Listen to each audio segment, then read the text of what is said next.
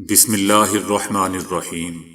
السلام علیکم دوستو، دنیا بھر کی بریکنگ اور سلیکٹڈ نیوز میں آج آپ سنیں گے، لیکن اس سے پہلے اگر ہو سکے تو لائک اور سبسکرائب کا بٹن ضرور دبا لیں۔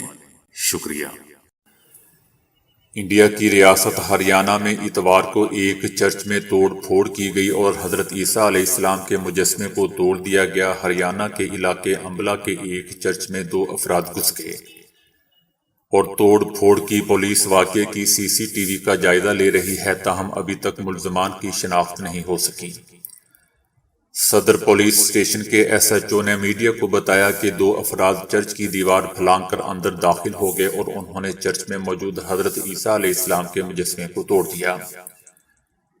دوستو، حالیہ دنوں میں انڈیا میں مذہبی اقلیتوں کے خلاف تشدد میں اضافہ ہوا ہے۔ ملک کے مختلف علاقوں میں گزشتہ دنوں چرچز پر حملے کیے گئے اور کرسمس کی تقاریب کو درہم برہم کیا گیا۔ بی جے پی کا الزام ہے کہ چرچ لوگوں کو زبردستی مسیحی بنانے میں ملوث ہیں۔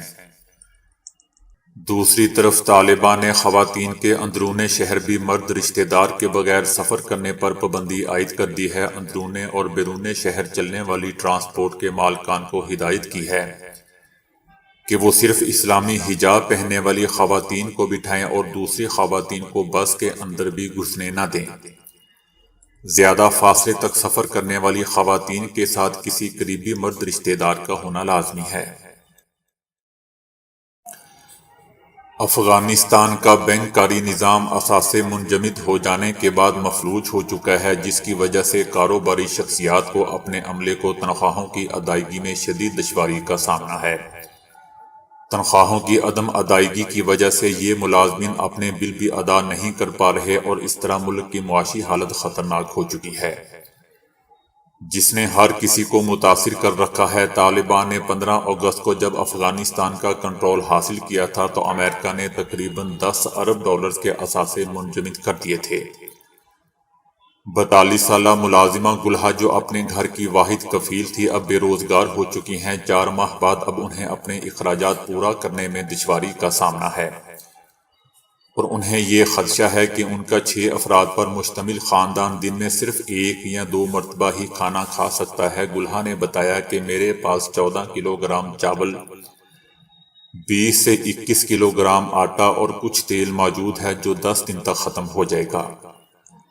اس کے بعد گلہا کا شمار بھی ان ہزاروں افراد میں ہوگا جن کا مکمل انحصار امداد پر ہے۔ دوستو، یاد رہے کہ افغانستان پر طالبان کے قبضے کے بعد امریکہ نے اعلان کیا تھا کہ ملک کے سونے اور نقد ذخائر تک طالبان کو رسائی نہیں ملے گی۔ ان میں بیشتر اثاثے بیرون ملک موجود ہیں۔ امریکہ نے اپنے ملک میں موجود افغانستان کے تمام اثاثے، جن کی مالیت تقریباً $9.5 ارب ہے، منجمد کر دیے تھے۔ مودی سرکار نے ہندو ووٹرز کی حمایت حاصل کرنے کے لیے گائے سائنس کے نام سے نئے مضمون کا امتحانی پرچہ آن لائن لینے کا فیصلہ کیا ہے۔ 1 گھنٹے کے اس پیپر میں بچوں، بڑوں اور غیر ملکیوں کے لیے بھی ہندی، انگریزی اور 12 علاقائی زبانوں میں گائے کے بارے میں 100 سوالات پوچھے جائیں گے۔ کامیاب امیدواروں کو انعامات اور اسناد بھی تقسیم کی جائیں گی۔ امتحانی مواد میں یہ بات بھی شامل کی گئی ہے کہ گائے کو ذبح کرنے سے زلزلے آتے ہیں۔ اس امتحان کا مقصد دوستو لوگوں میں گائے کی اہمیت کو اجاگر کرنا ہے۔ یاد رہے کہ مودی سرکار نے بھارت کی کئی ریاستوں میں گائے کی ذبح پر پابندی عائد کر رکھی ہے اور خلاف ورزی پر 7 سال قید اور 10 لاکھ روپے جرمانے کی سزا دی جا سکتی ہے۔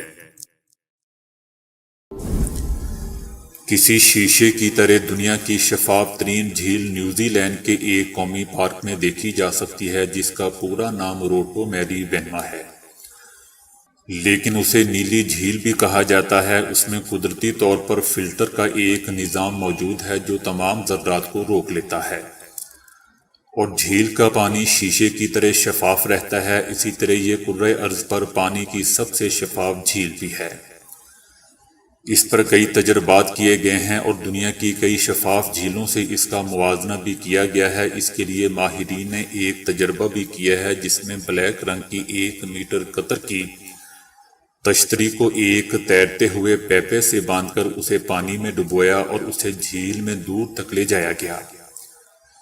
جس دوری پر یہ نظروں سے اوجھل ہو گئی اسے ہی شفافیت کا پیمانہ بنایا گیا۔ تجربات سے معلوم ہوا کہ جھیل کے اندر کسی شے کو دور تک دیکھنے کی شرح 70 سے 80 میٹر تک ہے، اور اسی بنا پر اسے سب سے صاف شفاف جھیل کہا گیا ہے۔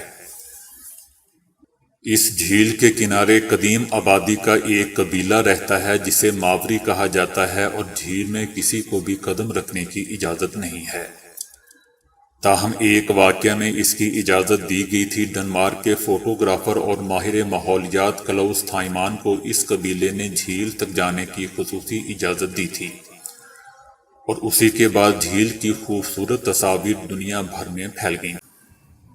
مواصلات اور تیز رفتار سفر کے میدان میں دنیا نے ایک اور سنگ میل طے کر لیا ہے۔ ہائپر لوپ نے مقناطیسی نظام کے ذریعے ویکیوم ٹیوب کے اندر سفر کرنے والی ایک کیپسول کا دنیا میں پہلا کامیاب سفری تجربہ کیا ہے۔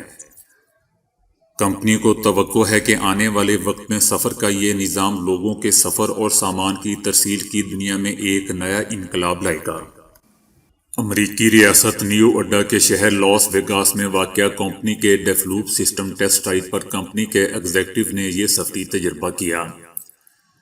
اس نظام کے تحت ایک گھنٹے میں 172 کلومیٹر کی رفتار سے سفر کیا جا سکے گا۔ دوستو، کل یہی خبر متحدہ عرب امارات کے حوالے سے آئی تھی، اور آج کہا جا رہا ہے کہ یہ کارنامہ امریکہ نے سر انجام دیا ہے۔ آج کل لگتا ہے کہ میڈیا بھی صدر ٹرمپ بنا ہوا ہے اور ہمیں بھی بنایا ہوا ہے۔ بہرحال لاس اینجلس میں مقیم کمپنی کا خیال ہے کہ وہ اس نئے اور تیز رفتار مواصلاتی نظام کے ذریعے مسافروں اور کارگو سروس کو کیپسول کے ذریعے 966 کلومیٹر فی گھنٹہ یا اس سے زیادہ تیزی سے ایک سے دوسرے مقام تک منتقل کر سکے گی۔ نیو یارک اور واشنگٹن کے مابین ہائپر لوپ سسٹم میں سفر میں صرف 30 منٹ کا ہو جائے گا۔ اس طرح یہ فضائی سفر کے مقابلے میں دگنا تیز اور ٹرین کی رفتار سے 4 گنا تیز ہوگا۔ ہارورڈ یونیورسٹی کے T H Chan school of public health کی تحقیق بتاتی ہے کہ اگر اندرونی سوزش بڑھانے والی غذاؤں کا استعمال جاری رکھا جائے تو ایسے کھانے نہ کھانے والوں کے مقابلے میں فالج کا خطرہ 28% اور امراض قلب کا خطرہ 46% تک بڑھ جاتا ہے۔ سائنسدانوں کا کہنا ہے کہ شکر، مٹھائیاں، بیجوں کے تیل، سرخ گوشت، فاسٹ فوڈ، چکنائیاں، سافٹ ڈرنکس جسم میں اندرونی جلن کو بڑھاتی ہیں، جبکہ انڈا، کیلا، ٹماٹر، ہرے پتے والی سبزیاں، بادام، مغزیات اور گریاں، اسٹرابری اور اس نسل کے پھل اور دیگر اجزاء سوزش کم کرتی ہیں۔ امریکن کالج آف کارڈیالوجی میں شائع رپورٹ کے مطابق جسمانی سوزش کسی نہ کسی سنگین خرابی کا پیش خیمہ ہوتی ہیں، اور اب اس کے اور خطرناک امراض کے درمیان تعلق بھی دریافت ہو چکا ہے۔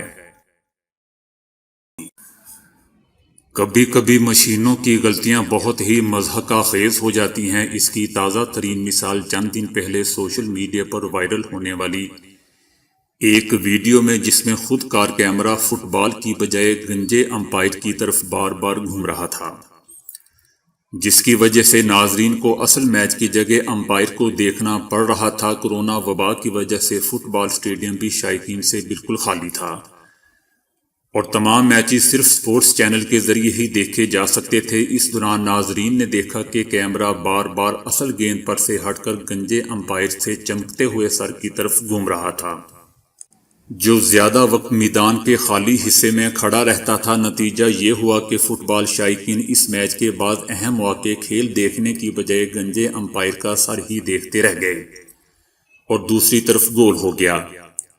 چیمپئن شپ کی انتظامیہ نے اس سال اپنی براہ راست نشریات کو خود کار انداز میں پیش کرنے کے لیے مصنوعی ذہانت کے حامل 4K سپورٹس کیمرے بنانے والی امریکی کمپنی پیکسلوٹ سے معاہدہ کیا تھا۔ اس کے بعد فخریہ اعلان کیا گیا کہ اس سال چیمپئن شپ کی براہ راست نشریات میں ذہین اور خود کار کیمروں سے کام لیا جائے گا، جنہیں کنٹرول کرنے کے لیے کسی انسان کی ضرورت نہیں ہوگی، تاہم کیمرہ امپائر کو ہی کنٹرول کرتا رہا۔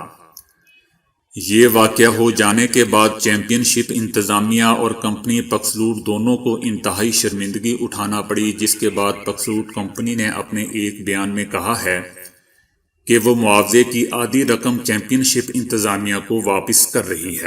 تو دوستو ابھی کے لیے اتنا ہی۔ ویڈیو کو لائک اور شیئر کرنے کا بہت بہت شکریہ۔